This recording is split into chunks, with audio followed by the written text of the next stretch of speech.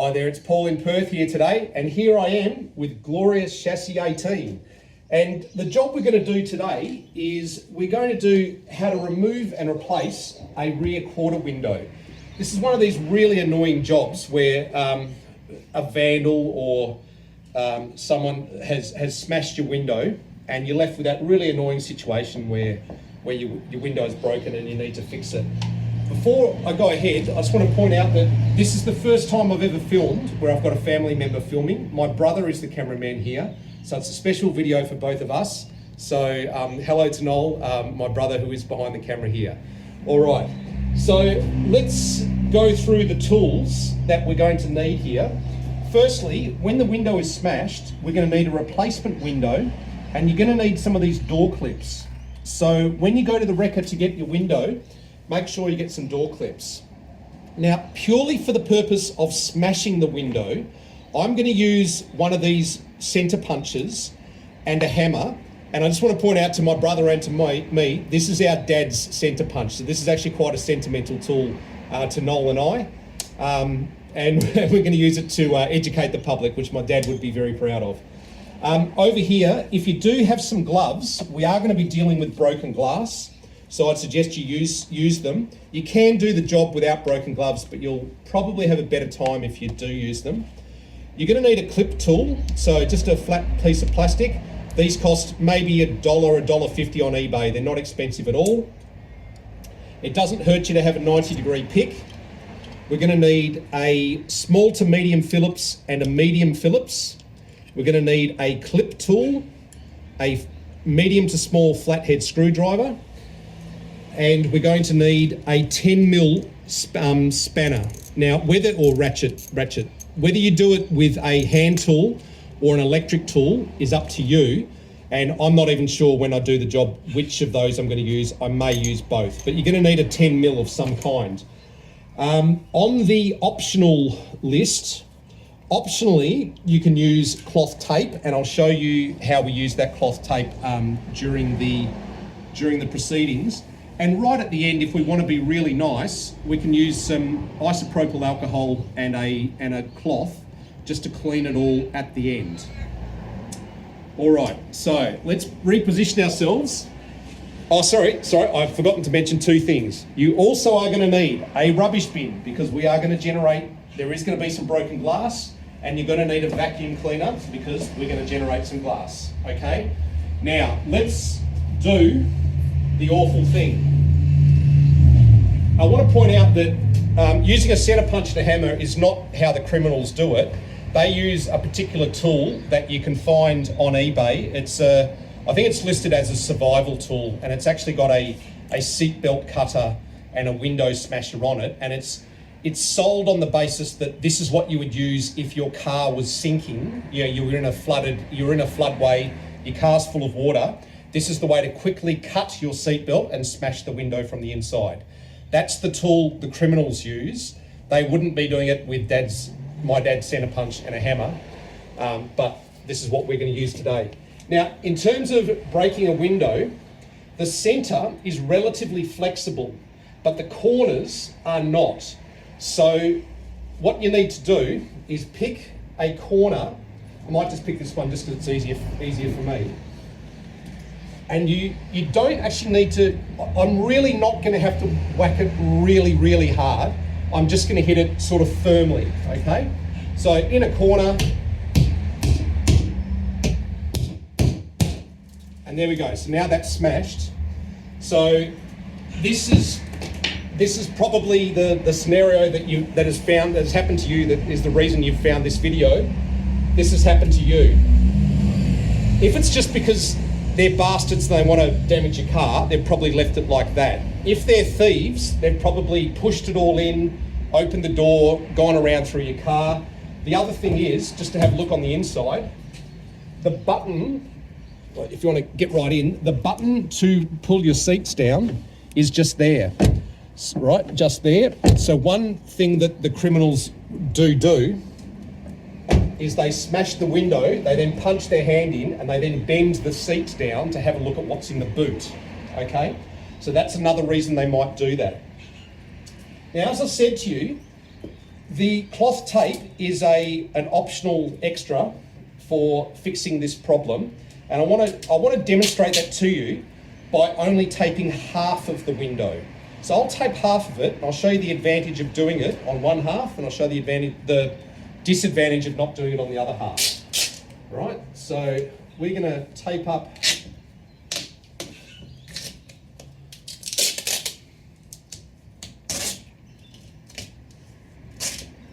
half, and I'm deliberately going to not tape the other half.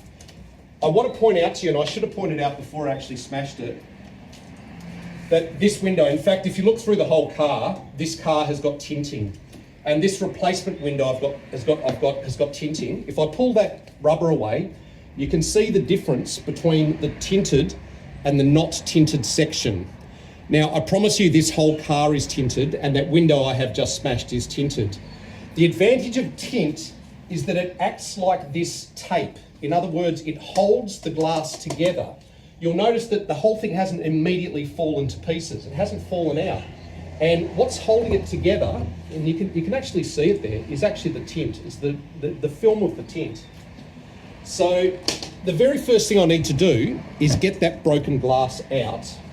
So what I'll do is I'll pop my gloves on, and I'm going to get as much of that glass out as I can in one piece, okay? So just putting my hand on the back, I'm just going to be pushing forward, okay? So pushing forward, right, and there you go. So you can see, if I hold that up, I've got a large amount of the glass out in one piece. Now you'll notice in this case, there's been no big difference between the part with the cloth tape and the part without. But imagine if it was untinted. If this was untinted, this section here would have just fallen to pieces. It would be all over the place, okay? So if it's untinted, or if you're unsure, just put on the cloth tape. It's really easy to do that, okay? So that's that, we've got that out. Now, to save ourselves grief, we want to get out as much glass before we open this second window. It's going to become more obvious to you when we get on the inside. If you've ever had a door where when you open and close it, you can hear rattling, the rattling is a little tiny piece of broken glass that's fallen down into the bottom of your door.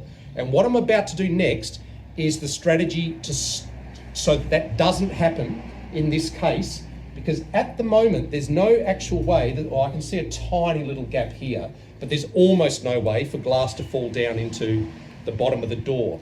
So whilst this window is up, because if it was down there would be a hole for it to go into, while this window is up, I'm carefully going to grab my 90-degree pick,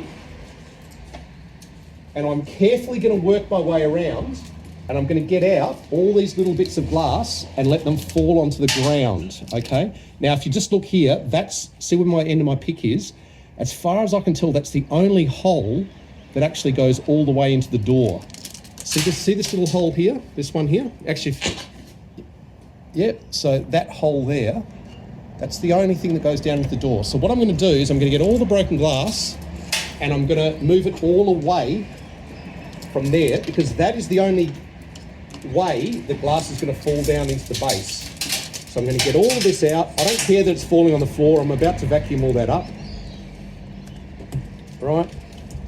I'm going to go all the way around. So I'm going to go up to the top, round the top, into this corner here. Right. And down. Now, this is going to take me about 5 minutes, and that's going to make for pretty boring video. So what I'm going to do is I'm going to have a cut here, but I want you to understand all I'm doing in the cut is I'm going to clean out this glass and I'm going to vacuum up the floor, okay? So I'll now cut to the next section. All right, so it's about five minutes in the future, and what I've done is I've vacuumed out the glass out of here. So I sucked as much up as I could. I got as much out with that 90-degree pick as I could. And I've cleaned up my work area, because there's nothing worse than cutting yourself when you don't have to. So the next step is we need to get off the internal door skin. So if the camera person coming this way. Yeah, if my brother wants to come around here, the first thing we need to do is get off some internal trims. So the first one is this grab trim. Now what I want you to do is grab it and I want you to twist it. And the reason I want you to twist it is I want you to create a gap just here. See that? So you grab it, you twist it, and you put your trim tool in, and you'll find that you can then pop it up, okay? And once it's popped up, you can pop it out, okay? So that's the way you get that out. The next thing you want to do is get this trim out here for the door opener. Now, to get that, you need to stick, can you see that? I'm sticking the flat head in just there, and I'm going to lever. I'm levering it out, right? And it pops, okay? So at this point, I've got this trim off, I've got that trim off. The next trim I want to get out is this one here. Now, generally speaking, you don't want to use metal on plastic because metal on plastic will damage the plastic because metal is harder.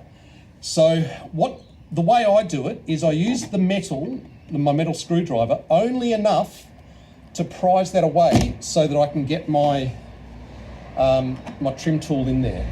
Once I've got my trim tool in there, I then use that to bend up. Okay, I've done what I didn't want to do, is I've bent the plastic a little bit. So that's the outcome that you don't want. So I must admit, actually, I'm doing this in an unnatural position. Let me do it as if the cameraman wasn't there. If the cameraman wasn't there, I would probably go like that, and then like that. Okay, and I would have got it right. So in there, under there, and up. Okay. Okay, so that's out. So you can see there, I've very, very slightly damaged the plastic just on this edge here. And to be honest, it was because I was doing it at an unnatural angle because I'm being filmed. If I had done it more carefully, I wouldn't have got that little bit of damage there. But that's up now.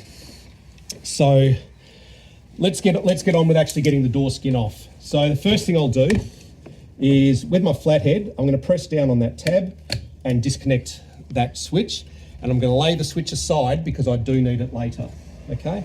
The next thing is, you'll notice underneath the door opener, there's a single Phillips head. So I'm going to undo that single Phillips head. And I'm going to lay that screw aside. Now, in the grab handle, there are two screws. Oops. So there's one just here.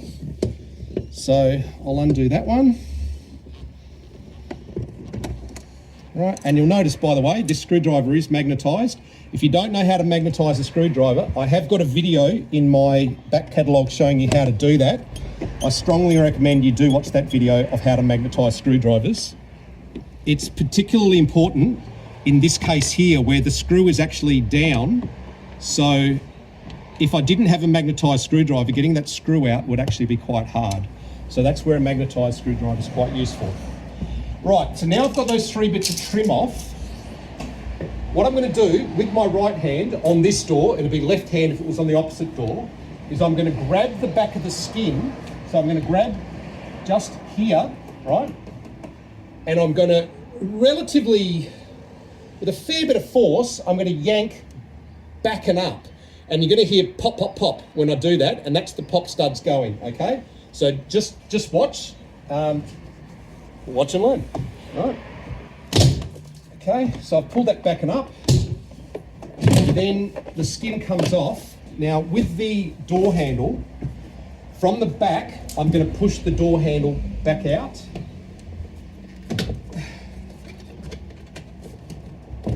Where's my flathead?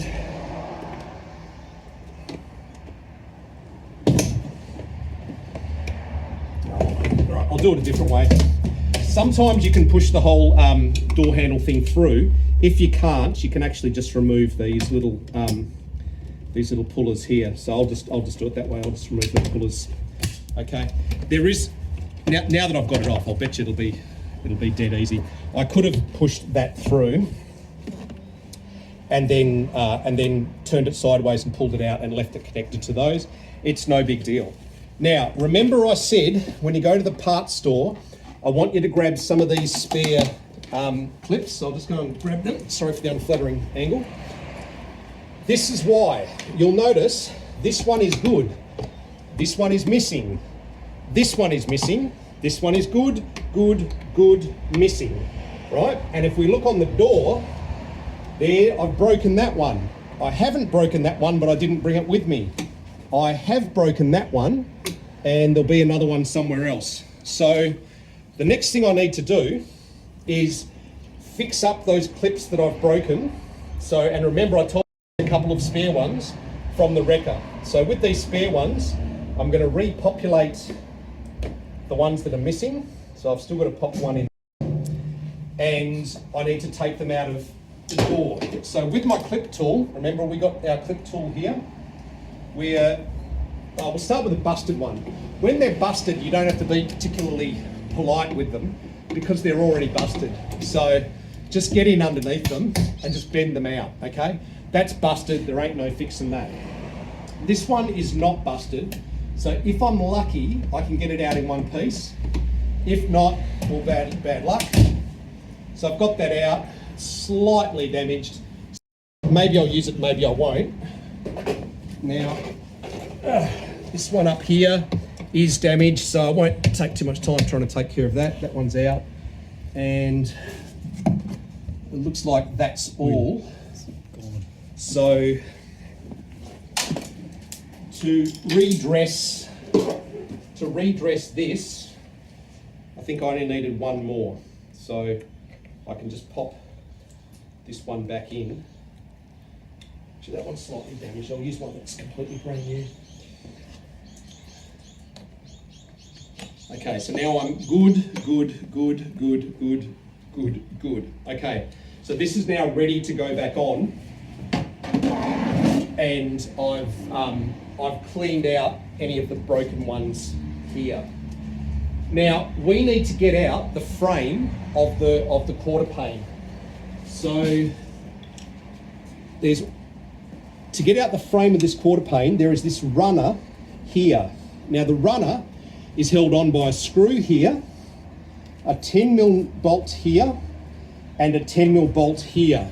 So let's go through each of those in turn. Let's start with up here, and I'll show you this secret little 10mm. You're gonna need a very high camera angle. Can you see there when I bend the rubber back, there's a little 10mm just here, okay? So I'm gonna put in my little little Phillips head screwdriver, and I'm gonna take out that Phillips head screw, okay? Now on the sedan, it's there.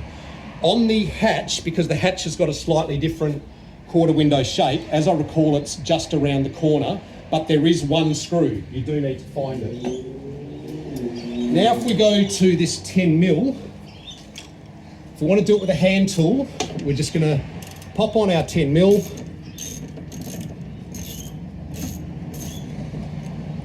We're gonna take that out and boom. The last 10mm is actually hidden behind this panel here. So grab a flathead, pop off the inspection port. I might actually use a 90-degree pick and actually puncture it. There we go. Okay, so that's out there. And if you have a look on the inside, so I'll get out of the way and my brother can go in and have a look there. You'll see there's a little 10mm hiding in that hole. So what I'm going to do is I'm going to grab my 10mm and I am going to remove that 10mm.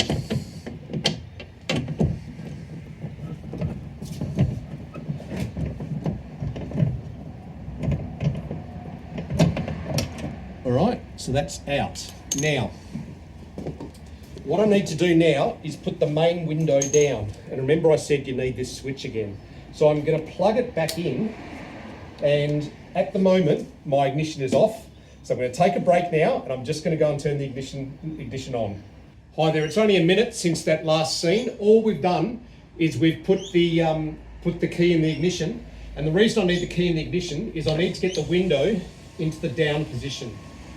With the window in the down position, there's actually nothing except for a piece of rubber holding this channel in. So what I need you to do is grab the channel and just twist it out. And what you'll find is the rubber of the quarter glass will come out. Now, when you've gone to the wrecker, they've either sold you a complete piece of glass with a rubber, or they've just sold you the piece of glass.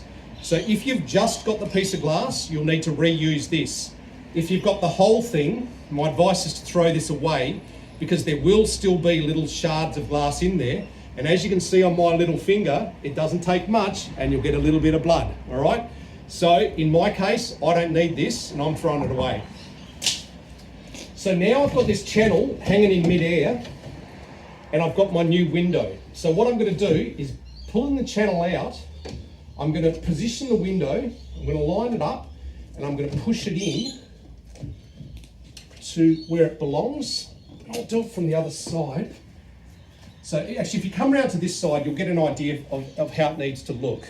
So if you come around here, you need obviously this to sit neatly into there. So if I just slowly ease that back in, right, and you can see when you've got it right, it'll sit perfectly how you expect it to look. So at that point, I know that that quarter glass is in the right place. Now what I need to do is I need to reposition my channel and my channel rubber, and I need to get the channel rubber lined up with the, if you come around back around this side, come right around. Just for the sake of visualization, I'm going to pull this panel out, okay? You wouldn't necessarily need to do this in your case, but I want you to see exactly what's going on, okay? Can you see here, I've got the channel and I've got the glass from the main glass. So I need to make sure that I'm fitting the channel onto the main glass, and then I'm pushing up to make sure that I get this where it needs to be in the top, okay? So, and then I need to get that rubber all nicely pushed in, okay? Which I've got pretty close to there. All right, so at this point I'm just pushing the rubber into where it wants to go. And my apologies for all of the blood I now have on video. This is the joys of making a video involving broken glass. Now what I'll do, now remember I've got a screw here, a bolt here and a bolt here. Just while I'm making sure I've got it right, I'm just going to just finger tight, I'm going to put this bolt in here. And just finger tight, I'll put the bolt in the bottom, just so that I can do sort of a test run on the window.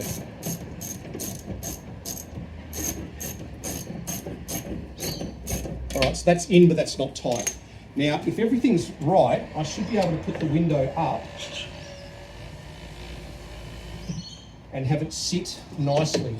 So if we look on the outside, and what you're looking for is that the rubber has seated itself back into the channel correctly, and it looks like in this case it has. So I can see if I follow it around, the rubber here, here, and here all looks like it's sitting correctly. So that gives me confidence that I can now tighten up. So I'll tighten up these two 10 mils.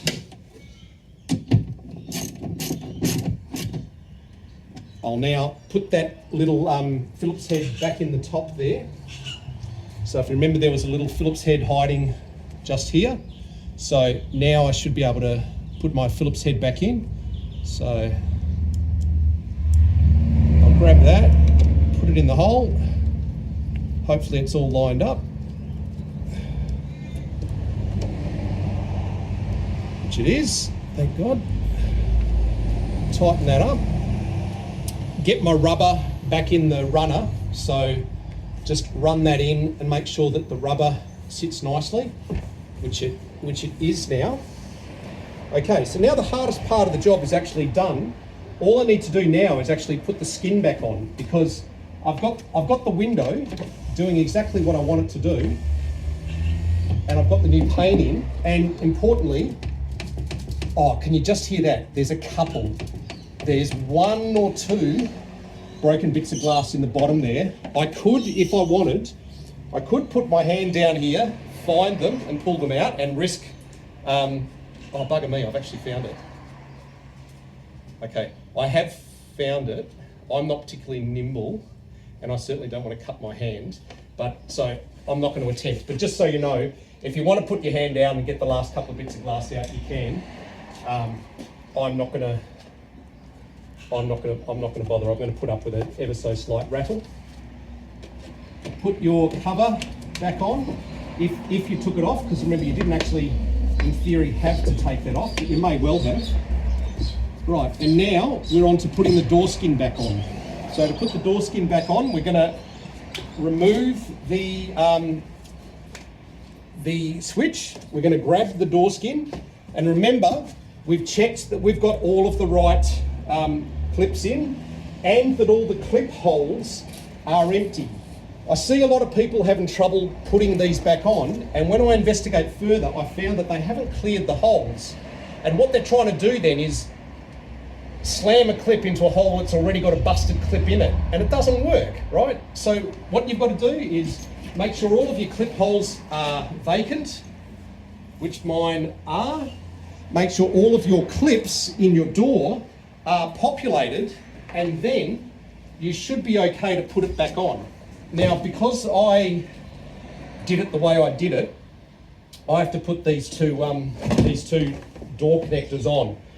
So it's a little bit of a fiddly job, but I'll do what I can. So that's one, and this is the other. So I don't know whether you can, how well you can see this or not. Actually, I need to get in the way of the camera to do this. I'll tell you what, for the purposes of this discussion, I'll actually do it the other way, the way I was trying to do it right at the start, which is I'm going to pop this one right through. So I'll show you more than one way to skin a cat.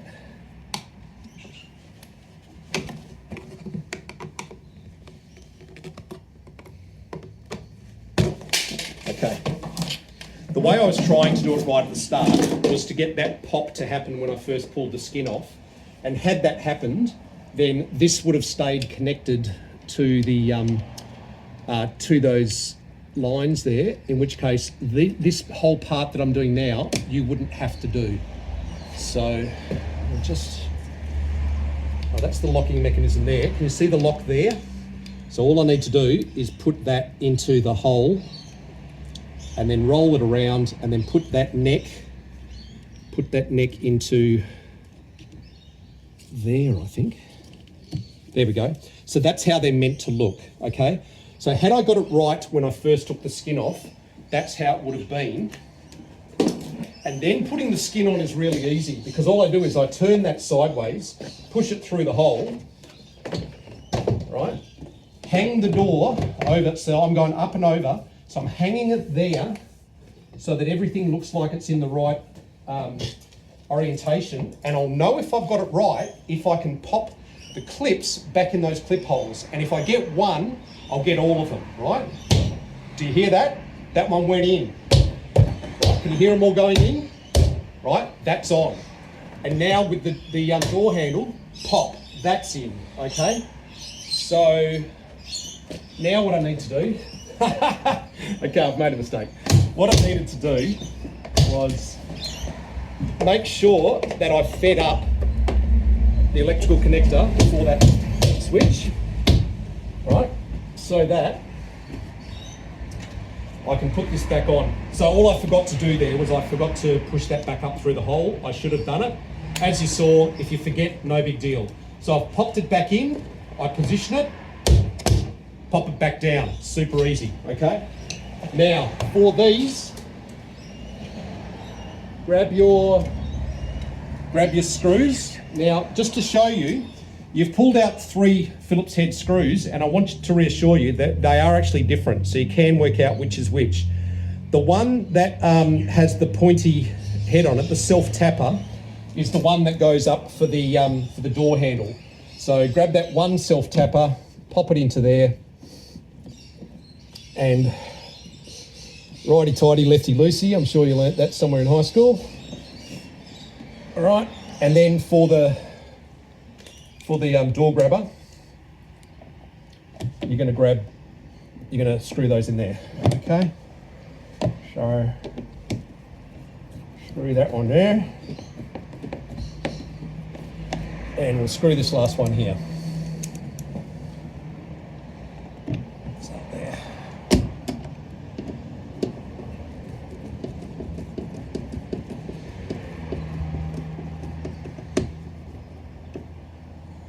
Alrighty, so all that remains now is putting this trim back in for the door handle.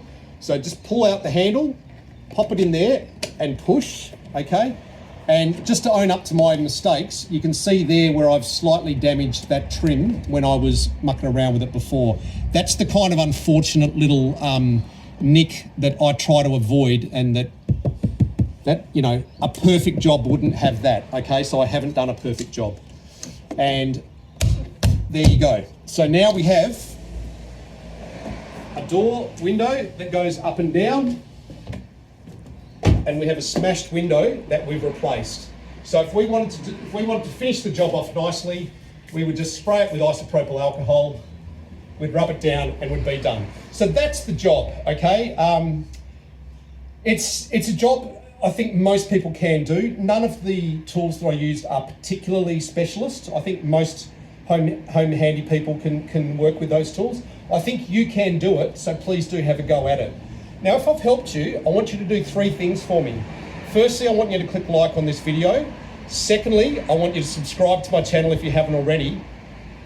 And thirdly, I want you to leave me a comment and just say something kind. Just be nice, okay? Because we never know when we're gone out of here and what's left with the kind words. So please leave a kind word for me, okay? Thanks from Paul in Perth. See you later. Hi there. As so often happens when you do a job, you're cleaning up right at the end and you realise there's a part left over. Now, if you look back on the video, you're going to realise I did skip a step on the reconstruction.